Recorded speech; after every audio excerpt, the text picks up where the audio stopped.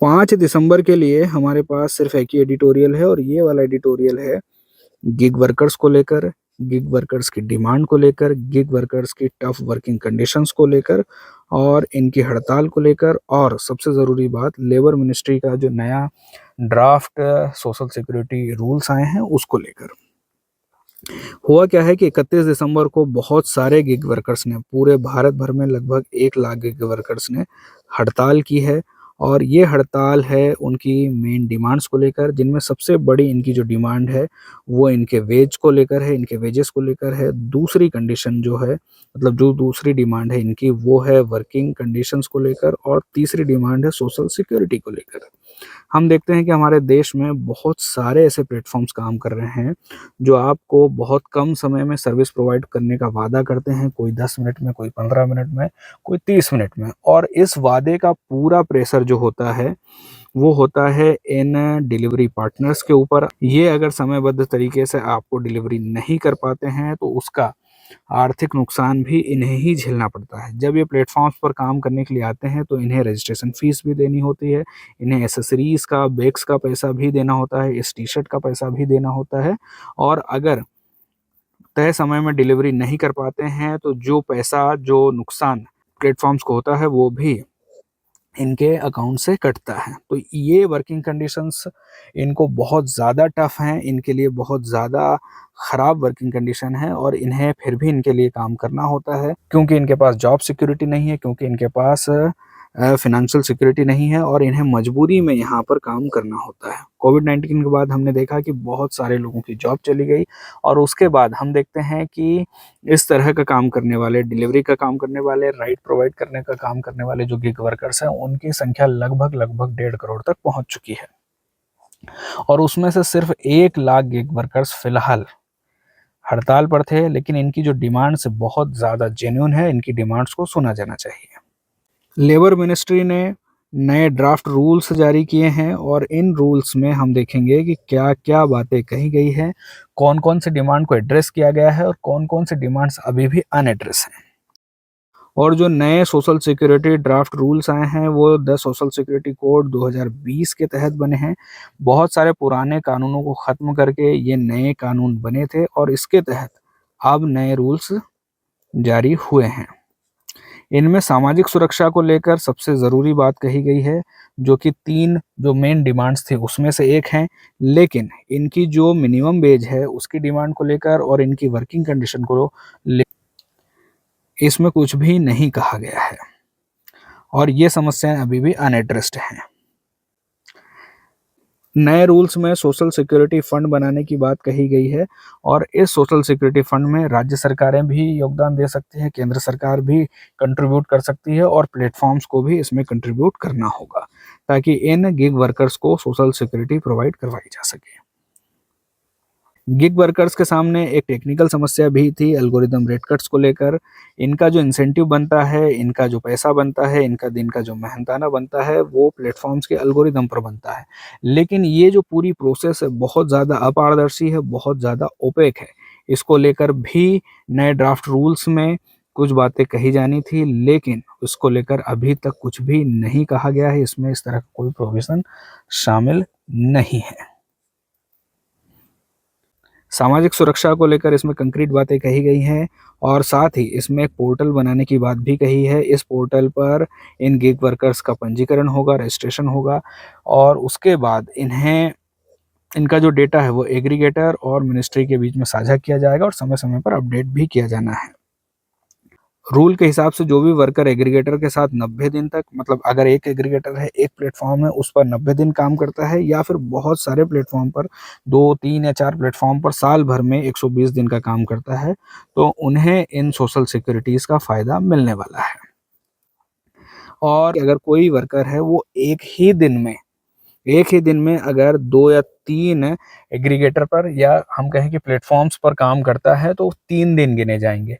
कोई worker 4 platforms पर काम करता है एक ही दिन में तो 4 दिन गिने जाएँगे और ये वाला जो प्रोविज़न है उससे उनको 120 दिन वाली और जो 90 दिन वाली शर्त है उसको पूरा करने में मदद मिलेगी। यहाँ पर डिमांड की जा रही है कि जो भी मुद्दे अनएड्रेस्ड हैं उन्हें मसौदा नियमों में, ड्राफ्ट रूल्स में और जो रूल्स अभी आने वाले हैं उनमें शामिल करके इनको जो सोशल सिक्योरिटी है, जिन लाभों का हम वादा कर रहे हैं, मतलब सरकार की तरफ से वादा किया जा रहा है, वो मिलने चाहिए और इसके लिए हो सके तो मसौदा नियमों में बदलाव भी किया जाना चाहिए। ड्राफ्ट रूल्स में बीमारी को लेकर, मातृत्व लाभ को लेकर और अचानक मान लीजिए डिमांड कोलैप्स होती है उसको लेकर, और फिर कौन-कौन से इसमें लाभ उपलब्ध होंगे, कौन-कौन से बेनिफिट्स हैं, विवादों का समाधान कैसे किया जाएगा, सामाजिक सुरक्षा किन-किन क्या-क्या लाभ मिलने वाले हैं और कहाँ पर दावे होंगे और अपील कहाँ हो सकती है, ये सारी बातों को स्पष्टता के साथ सरल शब्दों में इसमें शामिल किया जाना चाहिए ताकि इसको समझना एक आम आदमी के लिए, एक आम डिलीवरी वर्कर्स के लिए, एक आम गिग वर्कर्स के लिए आसान हो सके। और सबसे ज़रूरी बात कि एग्रीगेटर की तरफ से बताया जाना चाहिए कि किसी वर्कर को कितने घंटे काम के लिए कितना पैसा मिला है, कितनी उसकी सैलरी से कटा है और कितना उसे पैसा मिल रहा है। इन सभी बातों को लेकर एग्रीगेटर की तरफ से श्रमिक को स्पष्टता के साथ बताए जाने का प्रावधान किया जाना चाहिए, और अगर इसमें श्रमिक को लगता है कि कुछ अनियमितता है, कुछ गलती है, कुछ इर्रेगुलरिटीज़ हैं, तो उसको लेकर वो कहाँ पर वो क्लेम कर सकता है, कैसे क्लेम कर सकता है, उसके खिलाफ कैसे चुनौती दे सकता है, उसको लेकर भी साफ तौर पर बातें लिखी जानी चाहिए। कहानी यह है कि 31 दिसंबर को पूरे भारत में लगभग 1 लाख गिग वर्कर्स ने हड़ताल की थी। क्यों हड़ताल की थी? इन्होंने हड़ताल की थी अपने वेजेस को लेकर, अपनी वर्किंग कंडीशन को लेकर और सोशल सिक्योरिटी को लेकर, और जो एल्गोरिदमिक जो इनका रेट कट्स होते हैं, इन एल्गोरिदम में जो इनकी ओपेक जो इनकी अपारदर्शी प्रक्रिया है, उसको लेकर भी इन्होंने हड़ताल की थी। दूसरी तरफ श्रम मंत्रालय ने, लेबर मिनिस्ट्री ने नए मसौदा नियम जारी किए हैं, और ये जो सोशल सिक्योरिटी रूल्स आए हैं, अभी तो ड्राफ्ट आया है, तो उसको लेकर भी यहाँ पर हमने चर्चा की है। नए ड्राफ्ट रूल में सबसे पहली बात जो कही गई है वो ये है कि इन गिग वर्कर्स को, एक तो सबसे ज़रूरी बात जो है कि कानूनी तौर पर रिकॉग्निशन मिलने वाला है। दूसरी बात, जो भी वर्कर किसी भी एग्रीगेटर पर, एक एग्रीगेटर है तो 90 दिन और एक से ज़्यादा एग्रीगेटर है तो 120 दिन तक काम करता है, उसे सोशल सिक्योरिटी मिलने वाली है। तीसरी बात जो कही गई है, पंजीकरण को लेकर एक सरकारी पोर्टल बनाया जाएगा, उस पर सारे जो गिग वर्कर्स हैं उनका पंजीकरण होगा, उन्हें एक यूनिवर्सल अकाउंट नंबर मिलेगा, एक डिजिटल आईडी मिलेगी। और चौथी बात ये है कि कंपनियां सारे गिग वर्कर्स को जो उनके यहाँ काम करते हैं उन्हें रजिस्टर करना होगा, लीगली बाउंड होगा, और उनका डेटा जो है सरकार के साथ उन्हें साझा करना पड़ेगा। पांचवी बात जो कही गई है कि सोशल सिक्योरिटी फंड बनाया जाएगा जिसमें कंपनियां भी कंट्रीब्यूट करेंगी। और छठी बात कही गई है कि नेशनल सोशल सिक्योरिटी बोर्ड बनाया जाएगा जो कि गिग वर्कर्स को लेकर रिकमेंडेशन देगा सरकार को कि उनके कंडीशंस में और उनकी सोशल सिक्योरिटी को लेकर क्या क्या योजनाएं बनाई जा सकती है, क्या क्या काम किया जा सकता है। सोशल सिक्योरिटी में accident insurance, health insurance, life insurance, minimum wage, maternity और हेल्थ लाभ और पेंशन को लेकर इसमें प्रावधान हो सकते हैं। हालांकि नए ड्राफ्ट रूल्स में कुछ शिकायतें भी हैं, जैसे कि सिर्फ सामाजिक सुरक्षा को ही इसमें एड्रेस किया गया है, वेजेस को लेकर और वर्किंग कंडीशंस को लेकर इसमें बातें नहीं कही गई है। हालांकि सामाजिक सुरक्षा कोष में जो योगदान दिया जाना है कंपनी की तरफ से वो एक अच्छा प्रावधान है। दूसरी तरफ एल्गोरिदम रेट कट्स को लेकर इसमें कुछ भी नहीं कहा गया है। जो इंसेंटिव स्ट्रक्चर है बहुत ज़्यादा पारदर्शी है, उसको लेकर भी अभी शिकायतें बनी हुई हैं। यहाँ पर एक जो पोर्टल होगा उसमें रजिस्टर कराना ज़रूरी है। जो भी वर्कर्स इसमें 90 दिन तक एक एग्रीगेटर के साथ एक प्लेटफॉर्म पर या एक से ज़्यादा प्लेटफॉर्म पर काम करते हैं तो 120 दिन तक काम करेंगे तो उन्हें सोशल सिक्योरिटी का फ़ायदा मिलेगा, पंजीकरण कराना अनिवार्य होगा। और मान लीजिए कोई वर्कर है जो एक दिन में एक से ज़्यादा प्लेटफॉर्म पर काम करता है, मान लीजिए एक दिन में 3 प्लेटफॉर्म पर काम करता है तो उसके 3 दिन गिने जाएँगे। इस तरह से जो 90 दिन वाली और 120 दिन वाली जो शर्त है उसको पूरा करना और भी ज़्यादा आसान हो जाएगा। तो ये जो सारी बातें हैं हम एडिटोरियल में पढ़ चुके हैं। बात गिग इकॉनमी को लेकर हो रही है तो इसके बारे में भी जानना समझना ज़रूरी है। तो गिग इकॉनमी, या हम कहें कि शेयरिंग इकॉनमी, या एक्सेस इकोनॉमी, इस तरह का काम या इस तरह का एक वर्किंग स्ट्रक्चर होता है जिसमें अस्थायी तौर पर, टेम्परेरी तौर पर, फ्रीलांस के तौर पर और पार्ट टाइम काम होता है, जहाँ पर परमानेंट जॉब नहीं होती है, एक फिक्स सैलरी नहीं होती है, काम का स्ट्रक्चर फिक्स नहीं होता है, इसमें कॉन्ट्रैक्ट बेस पर काम होता है। और जैसे कि गिग वर्कर्स में हम देख सकते हैं कि डिलीवरी पार्टनर्स हो सकते हैं, कोई मान लीजिए आपने फोटोग्राफर को आपने 2 दिन के लिए हायर किया, वो हो सकता है। फ्रीलांसर के तौर पर काम करने वाला एक कोडर भी हो सकता है। तो ऐसे लोग जिनके पास एक फिक्स जॉब नहीं है, फिक्स सैलरी स्ट्रक्चर नहीं है, कंपनी की हायरार्की फिक्स नहीं है, ऐसे लोगों को हम कहेंगे कि ये गिग वर्कर्स हैं और इस पूरी इकॉनमी को हम कहेंगे कि ये गिग इकॉनमी है। अब यहाँ पर कौन-कौन से काम हो सकते हैं, जैसे हम देखते हैं कि कोई किराए पर अपना घर देता है, जैसे कि कोई ट्यूशन पढ़ाता है, कोई कोडिंग करता है, कोई ड्राइविंग करता है, इस तरह की जो सर्विसेज़ प्रोवाइड करता है।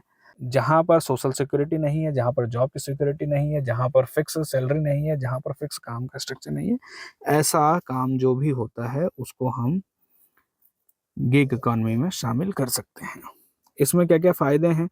तो इसमें एम्प्लॉयर्स के लिए भी फ़ायदे हैं और एम्प्लॉइज़ के लिए फ़ायदे हैं। एम्प्लॉयर्स की बात करें तो एम्प्लॉयर्स के पास बहुत सारे ऑप्शंस होते हैं, काम करवाने के लिए बहुत सारे वर्कर्स उपलब्ध होते हैं।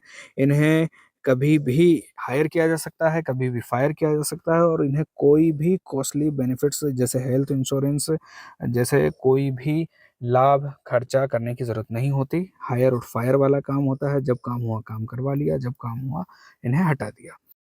अगर एम्प्लॉइज़ की बात करें तो यहाँ पर फ्लेक्सिबिलिटी होती है, जब आपको काम करना है कर सकते हैं, जहाँ पर आपको काम करना है कर सकते हैं, नहीं करना है नहीं करेंगे। तो इस तरह से काम में बहुत ज़्यादा फ्लेक्सिबिलिटी होती है। अगर आप कहीं पर परमानेंट तौर पर काम करते हैं तो आपको रोज़ ऑफ़िस जाना है, आपको रोज़ काम करना है, लेकिन अगर गिग वर्कर के तौर पर काम करते हैं, तो इसमें फ्लेक्सिबिलिटी होती है, जब आप चाहे कर सकते हैं, जब आप ना चाहें ना करें। साथ में साइड हसल अपॉर्च्युनिटीज़ भी होती हैं, इसमें आपको और ज़्यादा एक्स्ट्रा इनकम कमाने का फ़ायदा मिल सकता है। अगर आप कहीं पर परमानेंट तौर पर भी काम करते हैं, तब भी आप जब फ्री टाइम होता है, जब आपका ऑफ़िस आवर्स नहीं होते, उस समय आप दूसरी जगह जाकर काम कर सकते हैं। अगर आपके पास इंटरनेट कनेक्शन है तो आप कहीं से भी काम कर सकते हैं। आपके घर में आप एक कमरे में बैठकर भी आपके ऑफ़िस का काम कर सकते हैं। तो गिग वर्कर के तौर पर काम करने का एम्प्लॉइज़ के लिए भी फ़ायदा है और एम्प्लॉयर के लिए भी फ़ायदा है। लेकिन नुकसान भी हो सकते हैं, जैसे आपके पास कोई फ़िक्स जॉब नहीं है, फ़िक्स सैलरी नहीं है, आपको हो सकता है कि उतनी इज़्ज़त ना मिले जितनी एक परमानेंट जॉब वाले लोगों को मिलती है। तो इस तरह से नुकसान भी है और फ़ायदे भी हैं। आपके पास सोशल सिक्योरिटी नहीं है, आपके पास फ़ाइनेंशियल सिक्योरिटी नहीं है। हो सकता है कि आपने किसी महीने ₹5000 कमाए हो, किसी महीने ₹50,000 कमाए हों। यहाँ से प्री के लिए सवाल हो सकता है कि निम्नलिखित में से कौन से कथन गिग इकॉनमी का सही विवरण देते हैं? इसमें पहला स्टेटमेंट है कि इसमें मुख्य रूप से अस्थायी, फ्रीलांस और अंशकालिक नौकरियां होती है। ये बात बिल्कुल सही है, इसलिए पहला स्टेटमेंट भी सही है। दूसरा स्टेटमेंट है कि गिग इकॉनमी में कार्य करने वाले श्रमिकों को हमेशा स्वास्थ्य बीमा और सवेतन अवकाश मिलता है।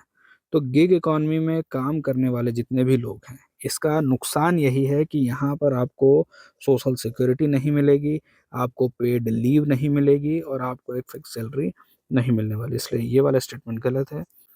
तीसरा स्टेटमेंट है कि कंपनियां ऐसे फ्रीलांसरों को नियुक्त करके लागत बचाती हैं। ये बात बिल्कुल सही है, क्योंकि उन्हें लाभ प्रदान करने की आवश्यकता नहीं, क्योंकि इन्हें सोशल सिक्योरिटी प्रोवाइड करने की ज़रूरत नहीं है, इन्हें इंश्योरेंस प्रोवाइड करने की ज़रूरत नहीं है। तो इसलिए यहाँ पर लागत बचती है अगर कंपनियां फ्रीलांसरों से, कंपनियां गिग वर्करों से काम करवाती है तो। तो ये वाला जो स्टेटमेंट है, तीसरा स्टेटमेंट बिल्कुल सही है। चौथा स्टेटमेंट है कि इसे शेयरिंग या एक्सेस इकोनॉमी भी कहा जाता है। ये बात भी सही है। दूसरा सवाल है कि नियोक्ताओं के लिए गिग इकोनॉमी के निम्नलिखित लाभों में से कौन-सा सही है? नियोक्ताओं के लिए यानी एम्प्लॉयर्स के लिए, जो लोग काम देते हैं, उनके लिए क्या फ़ायदे हैं? तो पहला, रिमोट वर्क विकल्पों के कारण आवेदकों का व्यापक दायरा है। अगर काम इंटरनेट पर हो रहा है, अगर रिमोट मतलब वर्क फ्रॉम होम हो रहा है, आपको ऑफ़िस नहीं आना है, तो आपके पास बहुत सारे ऐसे लोग मिल जाएँगे आपको काम करने के लिए। तो एम्प्लॉयर्स के पास बहुत ज़्यादा विकल्प होते हैं एम्प्लॉइज़ के लिए, तो ये बात बिल्कुल सही है। दूसरा स्टेटमेंट है कि स्वास्थ्य बीमा जैसे महँगे लाभ प्रदान करने की आवश्यकता कम होती है। ये बात बिल्कुल सही है, आपको कोई इंश्योरेंस इनका नहीं करवाना है, 2 दिन हुआ काम करवा लिया, जब चाहे हायर किया, जब चाहे फायर किया। तीसरा स्टेटमेंट है श्रमिकों से दीर्घकालिक प्रतिबद्धता की गारंटी। श्रमिकों से दीर्घकालिक प्रतिबद्धता की गारंटी नहीं होती। आपको लंबे समय तक काम नहीं करवाना होता है गिग इकोनॉमी में। गिग इकोनॉमी में काम 2 दिन 4 दिन 1 हफ्ता, मतलब प्रोजेक्ट बेस्ड काम हो गया, कॉन्ट्रैक्ट बेस्ड काम हो गया, ऐसे काम चलता है। चौथा स्टेटमेंट है कि मौसमी आवश्यकताओं के अनुसार कर्मचारियों को नियुक्त या हटाने की लचीलापन होता है। ये वाला जो है यहाँ पर फ्लेक्सिबिलिटी होती है, हायर किया फायर किया, जब मन हुआ कर सकते हैं। तीसरा सवाल है कि गिग इकोनॉमी में काम करने वाले श्रमिकों के लिए निम्नलिखित में से कौन से लाभ हैं। अब श्रमिकों के लिए, एम्प्लॉयज के लिए, वर्कर्स के लिए क्या लाभ हैं? तो पहला स्टेटमेंट है कि अपनी कार्य सारिणी स्वयं तय करने की स्वतंत्रता होती है। जब मन किया काम किया, जब मन किया आराम किया। तो इस तरह से गिग वर्कर्स में हो सकता है, गिग इकोनॉमी में हो सकता है। ये बात बिल्कुल सही है। दूसरा स्टेटमेंट है नियमित पूर्णकालिक नौकरी करने वाले श्रमिकों के लिए अतिरिक्त आय के अवसर होते हैं। जो लोग परमानेंट कहीं पर जॉब करते हैं, जिनके पास एक फिक्स जॉब है, उसके अलावा जब ये फ्री होते हैं उसमें भी अतिरिक्त काम कर सकते हैं, उसमें भी साइड इनकम कमाने के लिए ये गिग वर्कर के तौर पर, ये कॉन्ट्रैक्ट बेस पर या फ्रीलांसर के तौर पर काम कर सकते हैं। तीसरा स्टेटमेंट है स्थायी नौकरी सुरक्षा और सामाजिक सुरक्षा लाभ। देखो यहाँ पर स्थायी नौकरी नहीं है, सामाजिक सुरक्षा नहीं है, ये बात बिल्कुल गलत है। चौथा स्टेटमेंट है कि इंटरनेट कनेक्शन होने पर कहीं से भी काम करने की सुविधा होती है। बिल्कुल। चौथा सवाल है कि गिग इकोनॉमी से जुड़ी चुनौतियां और जोखिमों में से निम्नलिखित में से कौन से सही हैं। गिग इकोनॉमी में कौन सी चुनौतियां हैं, कौन से जोखिम हैं? पहला स्टेटमेंट है कि पूर्णकालिक कर्मचारियों के लिए दीर्घकालिक करियर बनाने में बाधा डाल सकती है। ये बात बिल्कुल सही है। गिग इकोनॉमी में आपके पास एक ऑर्गेनाइजेशन नहीं है, आपके पास एक परमानेंट काम नहीं है, तो आपका जो करियर है, लॉन्ग टर्म करियर बनाने में यहाँ पर दिक्कत हो सकती है। दूसरा स्टेटमेंट है यह स्वास्थ्य बीमा और सवेतन अवकाश जैसे श्रमिक अधिकारों को कमजोर कर सकती है। ये बात बिल्कुल सही है। यहाँ पर आपको इंश्योरेंस नहीं मिलेगा, आपको यहाँ पर पेड लीव नहीं मिलेगी। तो पहला भी सही है क्योंकि आपका करियर नहीं बनने वाला है, और दूसरा पेड लीव नहीं मिलेगी, और सॉरी, इंश्योरेंस नहीं मिलेगा और पेड लीव नहीं मिलेगी। तीसरा स्टेटमेंट है कि यह मांग के बावजूद नियमित वेतन की गारंटी देता है। नियमित वेतन की गारंटी नहीं मिलती है। और चौथा स्टेटमेंट है कि गिग कार्य जीवन संतुलन को प्रभावित कर सकता है। नियोक्ताओं ग्राहकों के साथ दीर्घकालिक संबंध कमजोर हो सकते हैं। ये बात बिल्कुल सही है। आपका पास परमानेंट काम नहीं है, आपके पास परमानेंट एम्प्लॉय नहीं है, एम्प्लॉयर नहीं है, तो इस तरह से ये बात बिल्कुल सही है कि आपकी जो काम और वर्क लाइफ बैलेंस है उसमें थोड़ी सी दिक्कत हो सकती है। पांचवा सवाल है गिग इकॉनमी में धोखाधड़ी से संबंधित जोखिमों के संबंध में सही कथन चुनिए। पहला स्टेटमेंट, श्रमिक उच्च वेतन का लालच देकर दी जाने वाली ऑनलाइन ठगी का शिकार हो सकते हैं। ये बात बिल्कुल सही है। किसी ने आपको वादा किया, ज़्यादा पैसा देने का काम करवा लिया, पैसे नहीं दिए, हो सकता है ऐसा। दूसरा स्टेटमेंट है कि ऐसी ठगी को कभी कभी बॉटम डॉलर स्कैम कहा जाता है। ये बात बिल्कुल सही है। जो इस तरह की ठगी होती है उसे बॉटम डॉलर स्कीम कहा जाता है। तीसरा स्टेटमेंट, गिग इकोनॉमी में काम करने वाले श्रमिक ऑनलाइन धोखाधड़ी से पूरी तरह से सुरक्षित हैं। सुरक्षित नहीं है, असुरक्षित हैं। चौथा स्टेटमेंट है कि ये ठगी गिग वर्ग की लचीलापन का फायदा उठाकर की जाती है। ये बात भी बिल्कुल सही है। पहला, दूसरा और चौथा सही। आज के लिए इतना ही, कल फिर मिलेंगे।